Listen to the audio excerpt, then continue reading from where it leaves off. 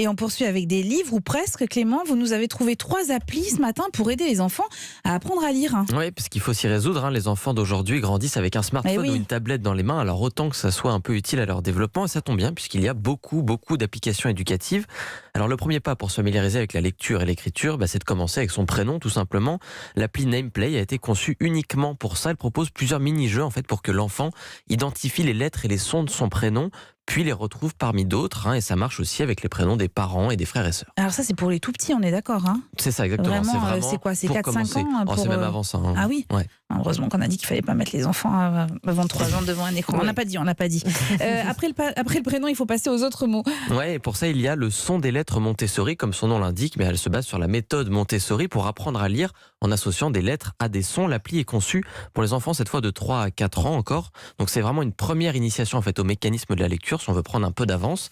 Il y a plein de petits exercices dedans, c'est très ludique. C'est interactif et les enfants bougent les lettres avec les doigts sur l'écran. C'est vraiment hyper intuitif. Alors j'ai essayé, je n'ai pas forcément appris à lire, mais quand même je me suis bien amusé. Donc en fait il y a un bac à sable par exemple pour écrire les lettres, des cartes pour associer des lettres à des sons ou à des mots. L'apprentissage se fait progressivement. En fait on ne peut accéder qu'à certains jeux uniquement si on a réussi les plus faciles avant. Donc il y a vraiment une mécanique de progression.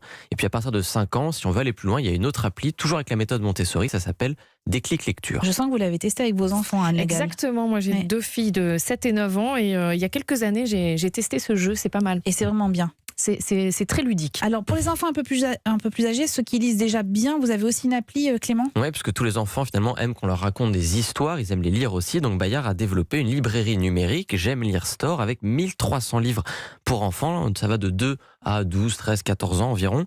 La force de l'application, c'est son catalogue Petit ours brun, Paddington, Tom Tom et Nana et plein d'autres personnages indémodables, on les a tous lus.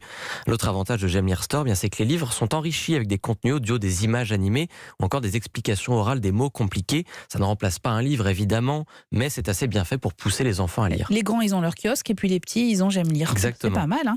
Vous pouvez nous redire les 3 applis, Clément? Eh bien oui, alors on a Nameplay, le son des lettres Montessori et J'aime lire Store. Comme d'habitude, tout ça est à retrouver sur europe1.fr. Eh ben merci Clément pour ces 3 bons tuyaux.